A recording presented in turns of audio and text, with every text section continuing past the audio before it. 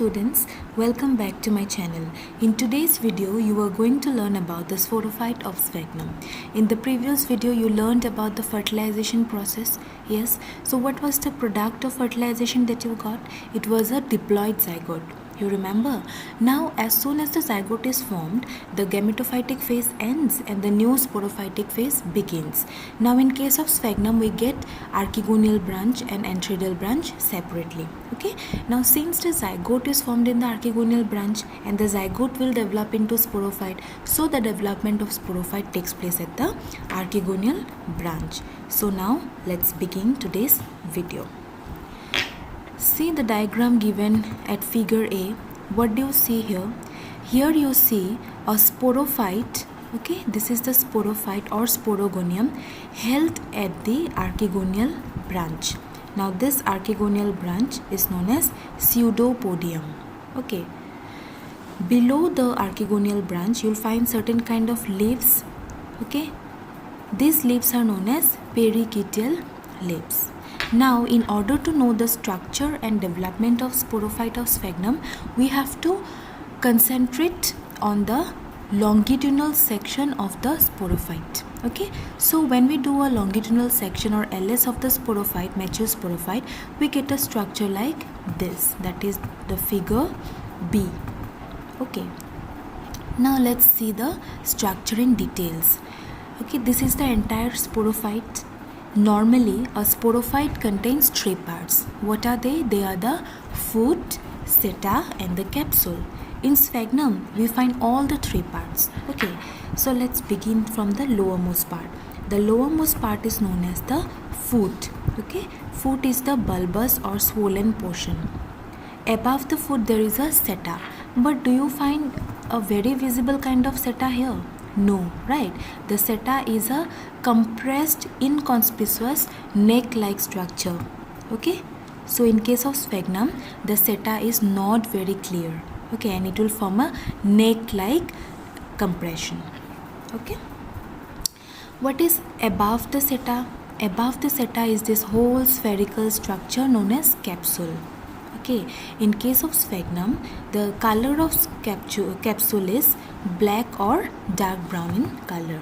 Okay, now see this thing, the entire sporophyte is surrounded by a kind of covering, right? This is the kind of covering you can see on both the side.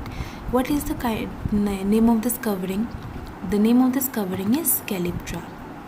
Okay, now see the covering of calyptra around the foot.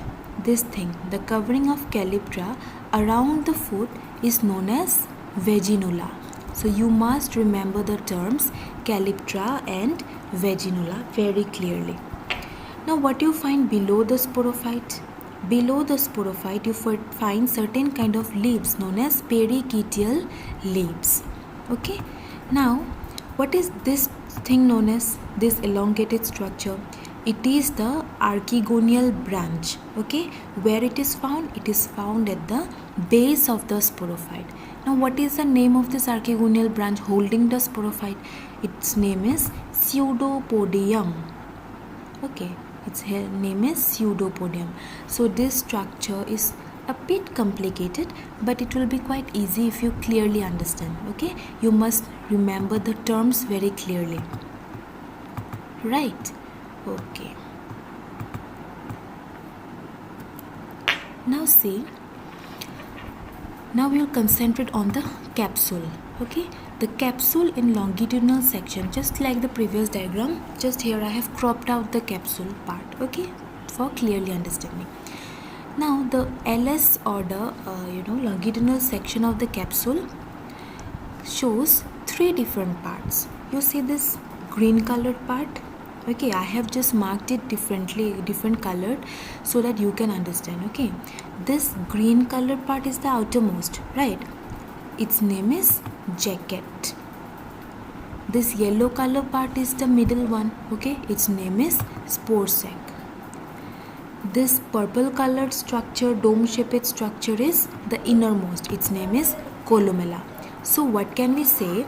That the capsule of sphagnum contains three different layers. Okay, the outer jacket, the middle spore sac and the innermost columella.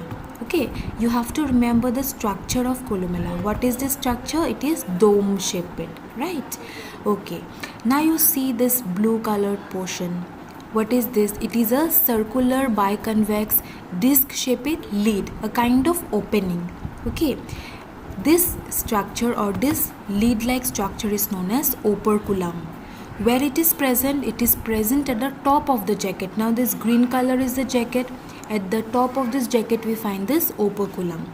Now see this, is the operculum on entire jacket? No, the operculum is separated from the rest of the jacket by a kind of groove. You can see her red color marked portion. It is in the form of a groove, right? This groove contains some thin cells, okay, and this is known as annulus. Clear? Okay, for remembering the points you just memorize it in this way. Okay, you differentiate into different colors so that you can clearly record it in your note. Okay, so now let's see the next slide. So up till that was the structure of sporophyte. Now we will see how the sporophyte develops, that is the development of sporophyte. Now as we know that the diploid zygote is the first cell of the sporophytic generation. Yes, this is the diploid zygote and it begins the sporophytic generation. Now what will happen? The zygote will enlarge, okay, and it will divide transversely to form two different types of cells, an upper epibasal cell and a lower hypobasal cell. Now what will happen in the next stage? There will be a series of transverse divisions in both these two cells, epibasal as well as hypobasal cell. And what will the result be? The result will be a filament of about 6 to 7 cells, this structure. Okay, so it is point number 3. See this, the lower half of the filament undergoes irregular divisions forming a parenchymatous bulbous foot. This lower portions will undergo series of divisions irregularly and it will form a structure of this. Okay, which structure? The entire foot. Clear? Okay. What will happen to the upper cells of the filament? The upper cells of the filament will divide, okay, and they will form a quadrant. Now what is a quadrant? A quadrant is a group of 4 cells, okay, it is a group of 4 cells. Now each cell of the quadrant will divide periclinally, means parallel to the surface. Okay, as a result it will form an outer layer and an inner layer. The outer layer is known as amphithecium. You can see here I have color marked it with red. Okay, so outer will be amphithecium and inner will be this yellow colored portion known as endothecium. Okay, now the cells of endothecium will repeatedly divide and form a central sterile part. This entire sterile part, okay, is known as columella. You have to clearly remember this thing. Okay, now what will happen to the amphithecium, the red colored part in the previous diagram? Okay, we have known the fate of this yellow colored part. This yellow colored endothecium will divide and it will form a central sterile tissue known as columella. Now what will happen to this red colored part? Let's see here. The amphithecium will divide periclinally. The red colored part will also again divide periclinally. So it will again form an outer layer and an inner layer. Now what will be the outer layer in case of this amphithecium? The outer layer will be a 3 to 7 layered capsule wall or jacket. Okay, the green colored portion. Okay, the green colored portion of the red colored amphithecium that we have marked in the previous diagram. Now what will be the inner layer? Known as the inert layer, as I have marked here is a blue color, will form a 2 to 4 layer structure known as archisporium. Clear? So the jacket and the archisporium together comprises the amphithecium, and the yellow colored part, as we have seen in the previous diagram, comprises the columella. Okay, now see this structure here. This blue colored thing will again develop, it will mature, okay, and it will form a dome shaped arc over the columella. This is the columella. Over the columella, what it is forming? It is forming a dome shaped structure, right? And what will the cell of archisporium do? The cells of archisporium later develop into 2 to 4 layered sporogenous tissue. Okay, all the cells inside the archisporium will develop into sporogenous tissue. Okay, all the sporogenous cells function as spore mother cells. Okay, and the spore mother cells are diploid. They will divide. Okay, they will divide meiotically and result in the formation of 4 haploid cells. Okay, 4 haploid cells. The spores are enclosed within a spore sac. Now this is the advanced diagram. Okay, few steps are not shown here. What are the steps that we have missed in this diagram? The steps are that before the formation of the spores inside the spore sac, what we will have? We will have diploid sporogenous tissues. Okay, and the sporogenous tissue will develop into spore mother cells. Each of the spore mother cell will undergo meiosis and form haploid spores, and the spores will be enclosed in a spore sac. Okay, now say there is only a short neck-like inconspicuous seta connecting the upper capsule and the lower bulbous foot. So here we do not get a stem-like seta. Okay, the seta is here a neck-like structure, inconspicuous structure.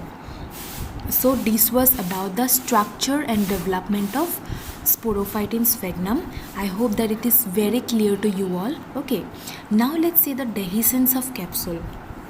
Now it is important because you have to remember the mechanism. Here the dehiscence takes place by an air gun mechanism. Let's see the steps. The capsule will dehisce on a bright sunny day by an explosive mechanism. Okay, the capsule containing the spores will liberate the spores by an explosive mechanism. Okay, what will happen? The capsule wall, that is the jacket, and the columella become dry and shrivel due to heat. As a result of extreme heat, what will happen? The jacket layer will shrivel. Okay, and the columella will also shrivel. As a result, large air spaces will develop below the spore sac. Okay, so below the spore sac, large air spaces will develop, and the spherical capsule gradually becomes cylindrical and overpressure builds up inside the capsule. As it has shriveled up, so the structure of the capsule now becomes elongated, now becomes cylindrical, and a high pressure develops inside the capsule.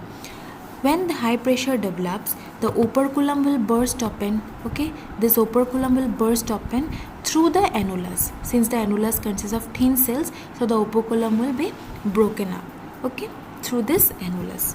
As a result, the spores are released in the air with great force, and this entire process of dehiscence is known as air gun mechanism of spore dispersal. Very important. You are frequently asked in examinations to write a note on this.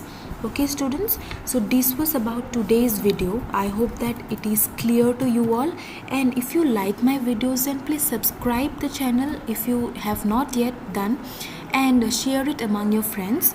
Okay, so that you can get the notifications quickly as I upload it on my channel. And until then, good luck. In the next video I shall discuss about the development of new gametophyte and the life cycle.